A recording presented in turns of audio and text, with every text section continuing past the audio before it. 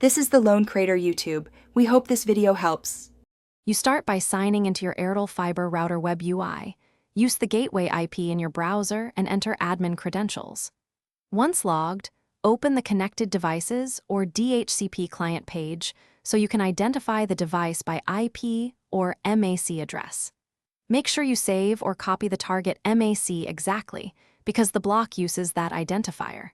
If the device name is generic, cross-check by disconnecting and watching which entry disappears to confirm the right MAC. Next, navigate to Security, Access Control, or MAC filtering in the router menus. Different firmware labels the option differently. Once there, choose to add a rule or blacklist, paste the MAC address, and set the action to deny or block. Save the rule and then enable filtering if the feature is off. You should also remove any static DHCP reservation for that MAC so the router won't reassign privileges. After applying, refresh the Connected Devices list to verify the device is gone. Finally, confirm the block by attempting to browse from the target device or checking online status in the router UI. You should see no internet access.